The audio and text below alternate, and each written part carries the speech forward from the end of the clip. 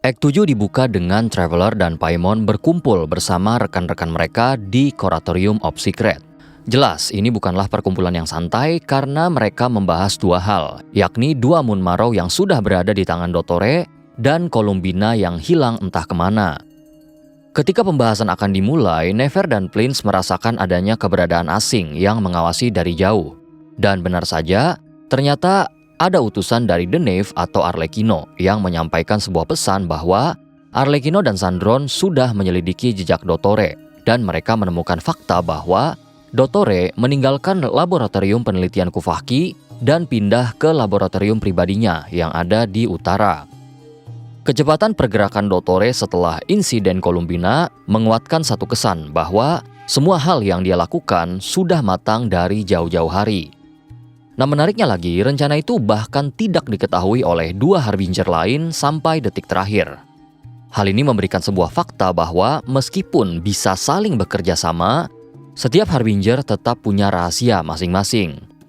Setelah informasi didapatkan, mereka langsung menyusun rencana untuk menyusup ke laboratorium yang ada di utara. Namun karena kota Nasya juga tidak boleh kosong, mereka pun membagi tugas. Yang berangkat ke sana adalah Traveler, Lauma, Plinth, dan Nefer. Sementara Varka, Jahoda, Ineva, Aino, dan Paimon berjaga di kota Nasya.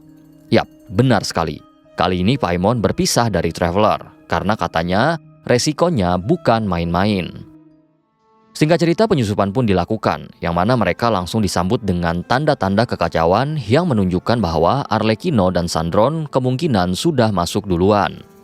Namun kondisi di dalam jauh lebih parah, yang mana kabel berserakan, bangunan seperti nyaris rubuh, monster berkeliaran, dan banyak anggota Fatu yang berguguran, yang menunjukkan bahwa bekerja di bawah Dottore memang sebuah mimpi buruk.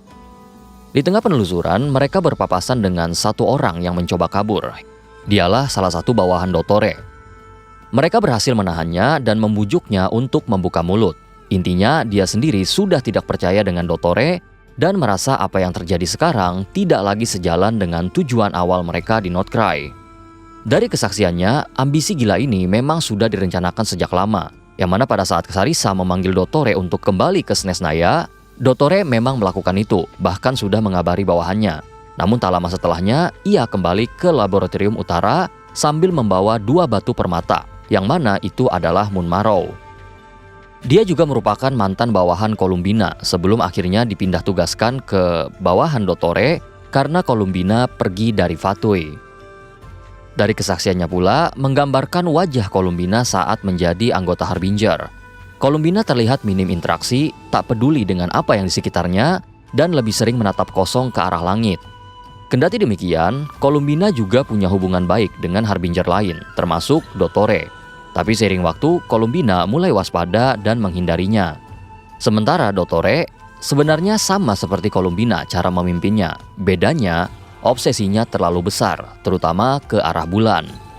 Dottore juga sempat menyatakan kepada anak buahnya bahwa kalau pada akhirnya dia hanya mampu menguasai dua kekuatan bulan, alias yang ketiga tidak bisa ia dapatkan, maka dia akan membuat sendiri Moon Marrow ketiga. Nefer menduga pengetahuan untuk melakukan itu bisa saja datang dari hantu penduduk Hyperborea. Setelah berpisah dengan dia, tim Traveler melanjutkan penyusupan sampai ke bagian terdalam. Di sana rupanya Dottore sudah menunggu dan nyaris menyelesaikan proyek bulan buatan. Dottore pun menyambut mereka dengan hangat, yang mana mereka mendapati bahwa Dottore sebelumnya sudah menghadapi dua mantan rekannya. Arlecchino lenyap entah kemana setelah masuk, meninggalkan Sandron berhadapan langsung dengan Dottore. Namun karena Dottore menjadikan anak buah Sandron sebagai sandera di laboratorium Kuvahki, memaksa Sandron untuk pergi menyelamatkan mereka semua. Akhirnya tim Traveler mau tidak mau harus menghadapi Dottore di sarangnya sendiri dengan kekuatan yang tidak masuk akal. Arlecchino kemudian datang untuk membantu, namun jarak kekuatan mereka sudah kalah terlalu jauh. Mereka pun sadar bahwa melawan Dottore yang sudah memegang kekuatan 2 bulan sama seperti setor nyawa. Mereka pun memilih kabur, namun Dottore berhasil menangkap Traveler dan membawanya ke dimensi buatannya yang memaksa mereka semua harus pulang tanpa kehadiran Traveler.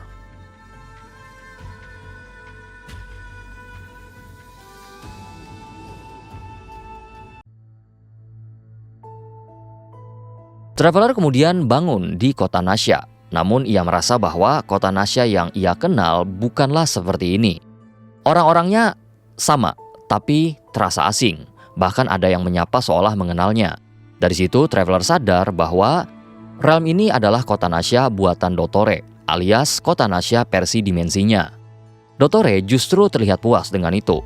Senang melihat kemampuan observasi Traveler, lalu mengajak Traveler berbincang di dimensi buatannya. Di sisi lain, di tempat yang sama ganjilnya, Columbina tersadar di sebuah dimensi yang misterius.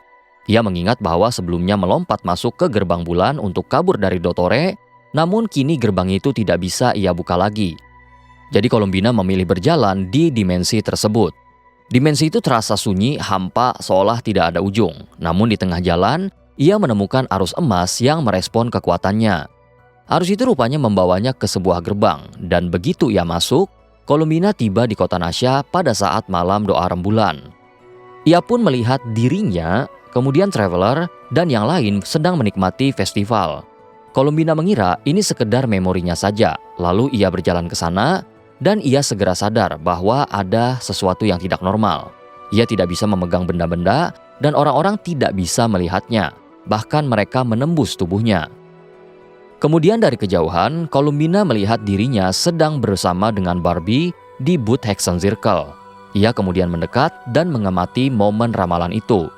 Saat Columbina bergumam dan menyentuh kartu masa depan, Columbina yang ada di hadapannya merasakan denyut Kufahki. Dan pada titik ini, Columbina merasa bingung, namun juga menyadari satu hal, bahwa yang ada di hadapannya bukan sekedar ingatan. Dia merasa ada titik lemah yang mungkin bisa ia pengaruhi. Namun sebelum menguji asumsi itu lebih jauh, tiba-tiba tarikan gravitasi menariknya dari tempat tersebut.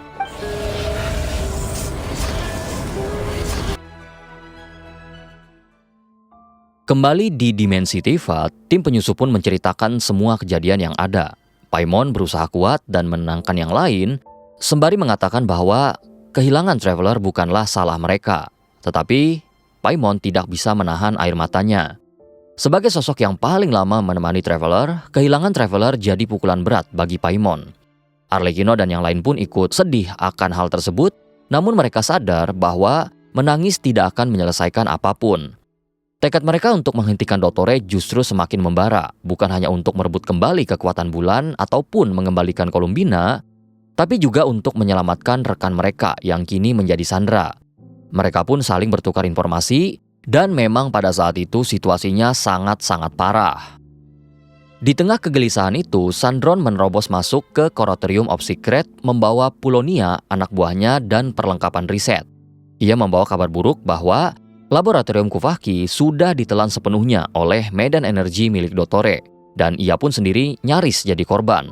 Sandron kemudian meluapkan sumpah serapahnya, lalu memeriksa semua orang yang sempat pergi ke laboratorium Dottore, dan dia pun menyadari bahwa Dottore menanamkan kutukan dengan kekuatan bulan, yang membuat mereka yang terkena tidak bisa meninggalkan Notcry sesuka hati.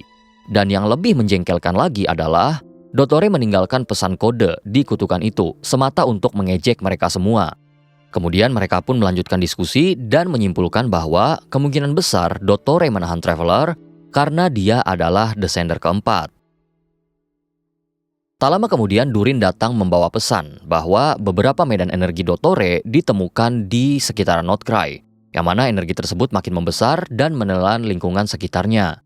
Dari pengamatan tersebut, mereka menyimpulkan bahwa Dottore berniat untuk menyelimuti seluruh Notcry dengan kekuatannya. Artinya mereka harus bergerak cepat, terutama untuk mengevakuasi warga, menyelamatkan Traveler, dan menemukan Columbina. Di sisi lain, pada dimensi refleksi bulan, setelah terlempar dari realm ingatan, Columbina makin yakin bahwa ia bisa menyentuh realita lewat titik lemah tertentu, dan ia pun mencoba ingin memperingatkan teman-temannya tentang Dottore. Ia memasuki gerbang lain dan tiba di kota Nasya pada momen Columbina menghilang. Lebih tepatnya saat Traveler, Paimon, Lauma, dan Varka mencari cara untuk menemukannya. Columbina pun mengejar Traveler dan menyentuh punggungnya.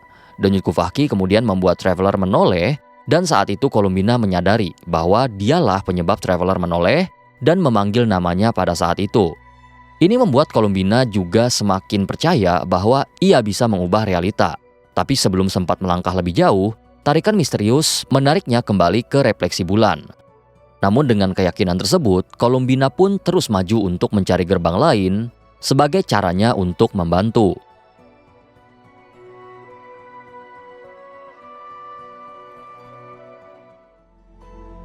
Di sisi lain, pada dimensi Dottore, Traveler terjebak dalam kegelapan. Dottore muncul dengan alat yang menampung 2 Moon Marrow dan 1 spesimen bulan buatannya. Lalu dimulailah kelas filsafat Dottore. Retorika yang menyimpang tapi dibungkus dengan begitu rapi sampai terdengar begitu masuk akal. Ia menyentil bagaimana Descender seperti Traveler hidup layaknya orang biasa di Tivat, bahkan seperti budak jatuhnya, dari pekerjaan ke pekerjaan yang normal. Ia pun mengorek fakta bahwa perjalanan Traveler mencari kembarannya seperti tidak ada kemajuan. Dan sebanyak apapun teman yang dimiliki oleh Traveler, lubang itu tetap tidak akan terisi karena yang dibutuhkan hanyalah kehadiran saudaranya. Dottore juga menjanjikan sesuatu yang praktis, bahwa ia bisa mempertemukan Traveler dengan kembarannya. Karena kekuatan bulan yang ia punya, ia mampu memberikan jawaban yang Traveler cari-cari yang dia tidak temukan selama ini. Syaratnya hanya ada satu, Traveler mau bekerja sama dengannya. Traveler pun menolak, menyebut Dottore kurang ajar, tapi di sisi lain, retorika itu menyentuh tempat yang memang nyata dalam dirinya. Traveler mengingat hidupnya kembali, bertualang, jadi pahlawan, bertarung, mengumpulkan uang, mengurus Paimon. Ia sebenarnya tidak membenci itu. Tapi tanpa kembarannya, rasa kosong itu tidak akan hilang, dan keinginan untuk bertemu kembali membuat Traveler perlahan terjebak dalam mimpi indah yang Dottore tawarkan.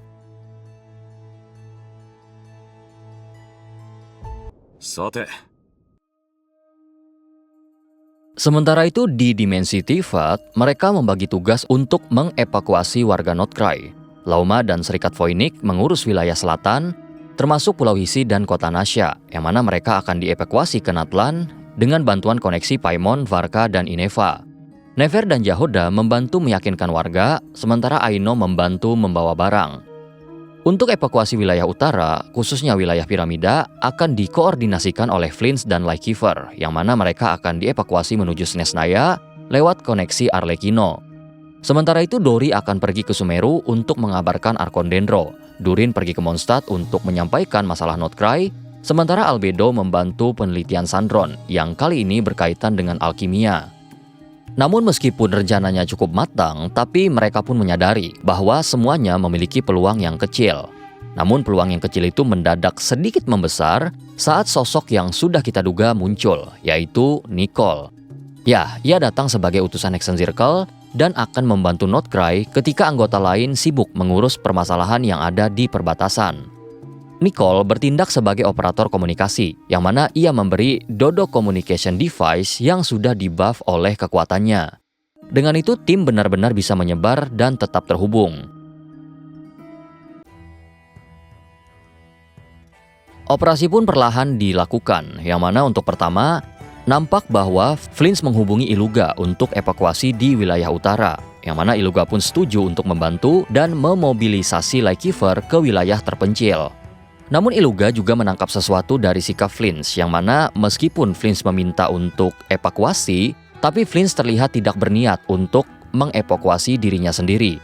Yang mana sempat terjadi sebuah cekcok kecil antara mereka berdua, namun itu pun disudahi dengan Iluga yang meminta Flins untuk berjanji bisa selamat sampai akhir.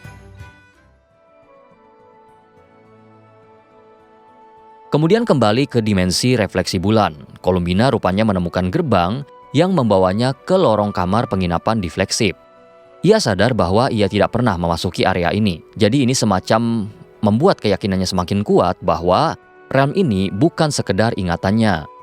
Di waktu yang bersamaan, Nefer pergi ke Flagship untuk mengumpulkan informasi dan tidak sengaja bertemu dengan Flins di sana. Mereka sebenarnya sama-sama buntu soal Columbina.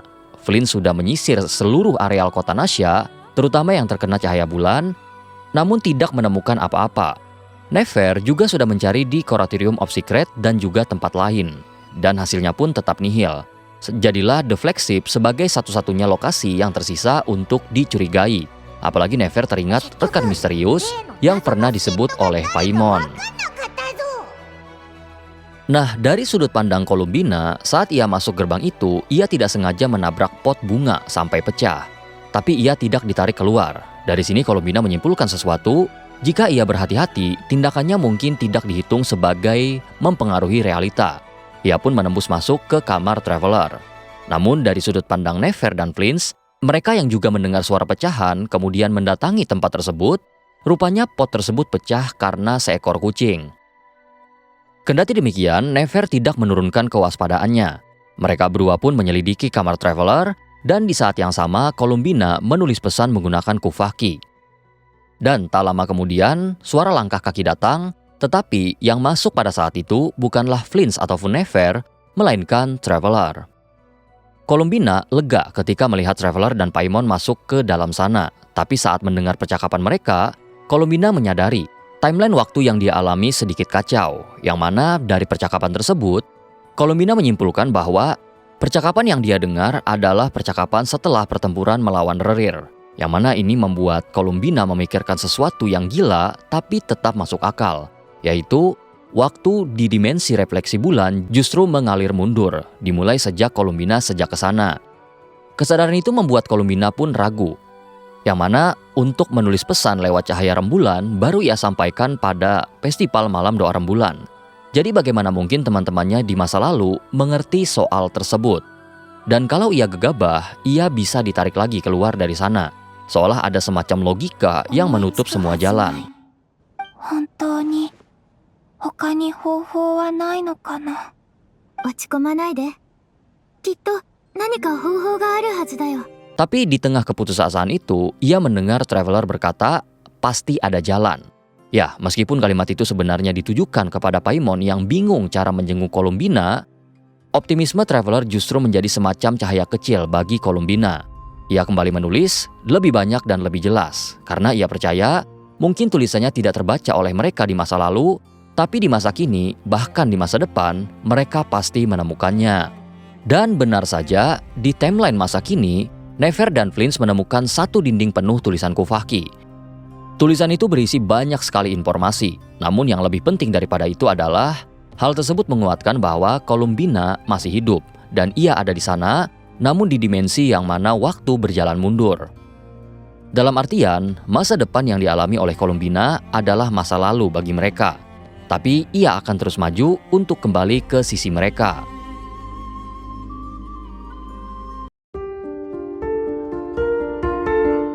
Kemudian, Albedo dan Sandron masih menyelidiki soal medan energi Dottore. Ya, Sandron begitu kesal dengan semua itu, tapi yang juga membuatnya kesal adalah dulu ia pernah memindai bulan dan mendeteksi bahwa bulan ada 3 sesuai dengan legenda. Namun baru-baru ini ia mencoba mendeteksi kembali dan merasakan adanya bulan keempat. Awalnya itu memberinya sebuah asumsi bahwa Columbina masih hidup, karena selama bisa mendeteksi 3 bulan, Columbina seharusnya masih ada.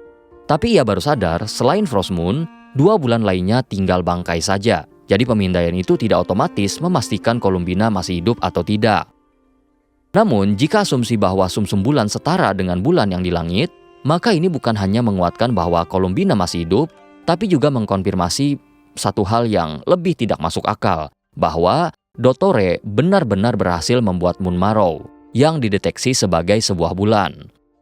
Saat perasaan campur aduk itu semakin memuncak, Flynn pun menghubungi lewat Dodo Communication. Dan karena informasinya begitu penting, dia meminta langsung bertemu. Begitu mereka bertemu, Nefer dan Flynn menyampaikan pesan Columbina, yang mana itu kabar baik terutama bagi Sandron. Tapi juga memunculkan kecemasan, kalau Columbina terus berjalan mundur dalam aliran waktu, kemungkinan ia bisa keluar terasa hampir mustahil. Dan pertanyaan lain pun muncul, tujuan akhir Columbina ada di mana? Dan kapan waktu ruang itu bermula. Perihal itu akan diserahkan kepada tim peneliti yang mana Nefer langsung buru-buru melanjutkan langkah selanjutnya.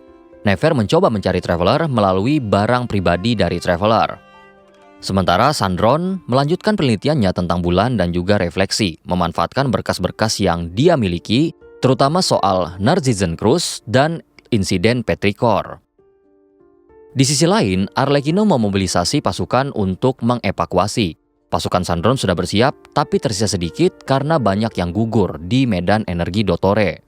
Lalu Arlecchino bertemu dengan Tartaglia di sana, yang membawa pesan Sarisa bahwa Sarisa menyetujui untuk meninjau ulang kasus Dottore yang menentukan apakah ia berkhianat atau tidak. Ya, masalah Dottore cukup rumit karena apa yang dilakukan oleh Dottore tidak sepenuhnya bertentangan dengan tujuan Sarisa.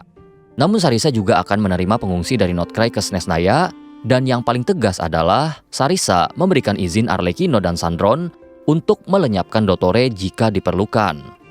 Kemudian saat Tartaglia menanyakan kabar Traveler, Arlecchino menceritakan semuanya, yang mana dia pun marah besar dan ingin mengejar Dottore juga.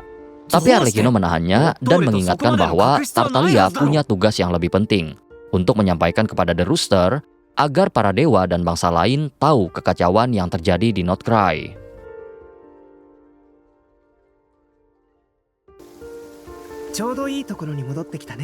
Pada sisi lain, Albedo dan Durin menyelidiki kubah medan energi milik Dottore.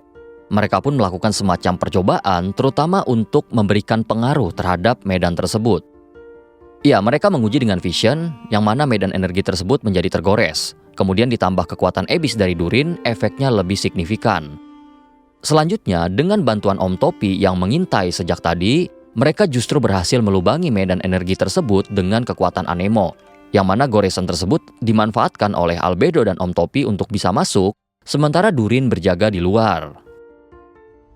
Di dalam, lingkungan tampak tidak berubah, tapi ada banyak tubuh manusia yang tergeletak. Mereka tidak bernapas dan tidak ada detak jantung. Albedo dan Om Topi hanya bisa berasumsi bahwa para korban telah tewas. Namun yang membuat suasana makin tidak nyaman, di tiap tubuh ada hewan yang berdiam di dekatnya. Kemudian mereka pun mendengar suara manusia, namun berasal dari salah satu hewan. Rupanya ketika medan energi Dottore mencapai lokasi tersebut, jiwa korban semacam lepas dari tubuh dan hinggap ke hewan. Jiwa-jiwa itu secara naluriah pun mencari tubuh aslinya, sehingga hewan-hewan itu selalu berada dekat tubuh yang sesuai. Tapi kesadaran mereka perlahan pudar dan mereka tidak lagi menjadi sebuah manusia utuh, melainkan hanya sebagai subjek eksperimen radikal dari Dottore. Temuan ini pun bisa dikatakan memberikan sebuah informasi yang sangat mengerikan dan membuat evakuasi terhadap Notcry benar-benar harus dilakukan.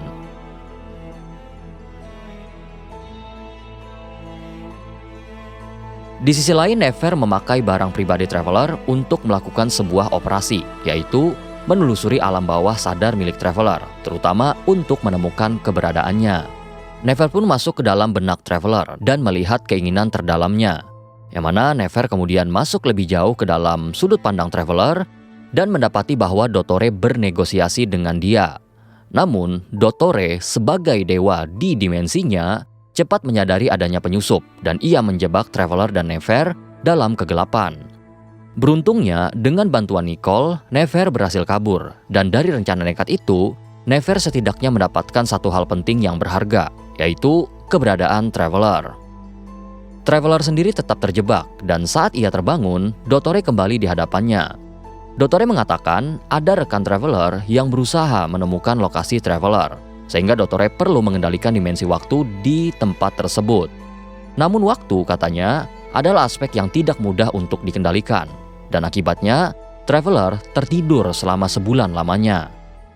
Dottore pun kembali mengulang tawarannya bahwa ia bisa memberikan apapun kepada Traveler jika Traveler hendak bekerja sama. Tapi bekerja sama dengan Dottore berarti melepaskan empati, sesuatu yang menurut Dottore sama sekali tidak penting.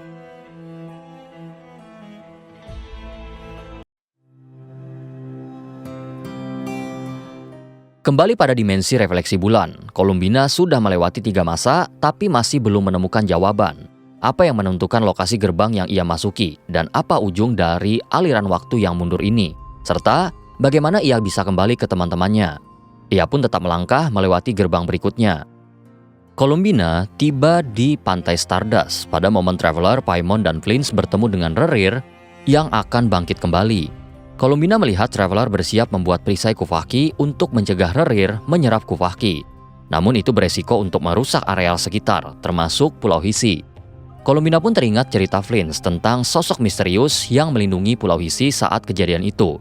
Dan ia pun sadar bahwa sosok misterius tersebut adalah dirinya sendiri di masa depan. Karena tidak ada waktu lagi saat pertarungan berlangsung dan meriam Kuvaki ditahan, Columbina berdoa pada Notcry agar diberi kekuatan untuk melindungi Pulau Hisi Itu pun begitu melelahkan baginya dan Columbina pingsan pada momen tersebut.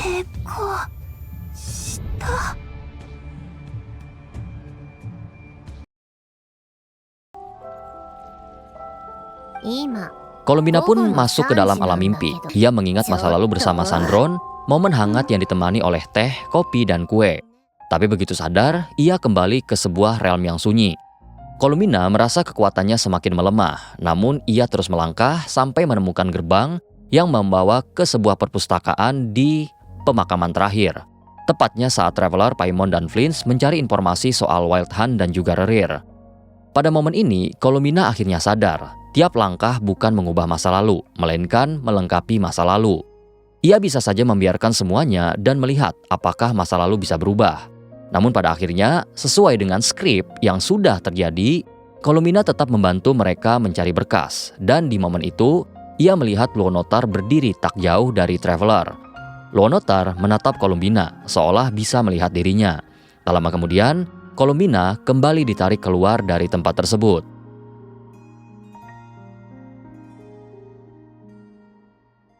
Dari sana, Columbina menyadari satu hal, bahwa setiap ia masuk ke suatu tempat, Traveler selalu ada di sana. Dan ia merasakan kekuatan yang tak asing, yang ternyata berasal dari Luonotar.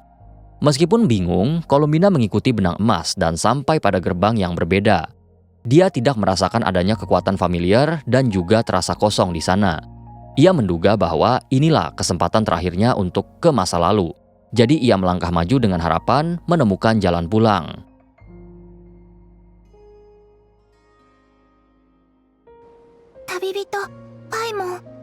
Columbina rupanya tiba di Pulau Hisi pada momen awal ketika Traveler dan Paimon pertama kali datang atas saran Ineva dan Aino. Columbina berusaha tenang dan memikirkan cara kembali, tapi kemudian ia pun tersadar kalau ia kembali sekarang pun apa yang bisa ia lakukan. Ia pada akhirnya hanya akan menjadi tawanan Dottore karena kekuatannya tak sebanding dengan Dottore yang telah memegang kuasa bulan. Ia butuh sesuatu untuk menyaingi Dottore. Namun masalahnya, Columbina juga butuh cara untuk menyampaikan rencananya ke teman-temannya. Sesuatu yang tidak mungkin dilihat oleh orang lain kecuali mereka. Columbina pada akhirnya menyadari alasan kenapa ia bisa masuk ke masa lalu dan kenapa ia bisa merasakan kekuatan yang familiar.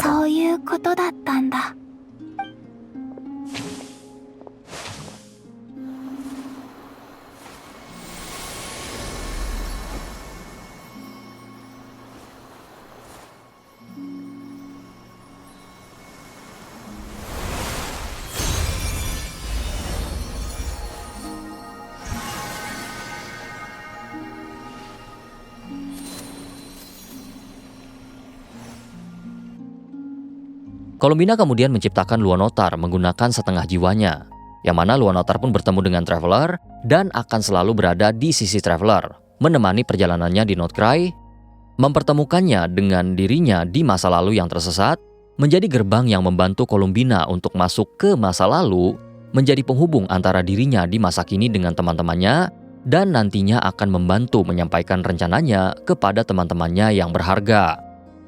Dan setelah merasa tenang karena setidaknya ada sesuatu yang menjaga Traveler, Columbina pun melanjutkan perjalanannya.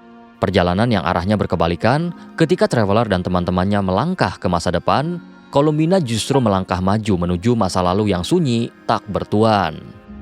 Bersamaan dengan perpisahan Columbina dan Traveler, berakhir sudah Archon Quest Luna 4 Act 7, A Traveler on a Winter Night.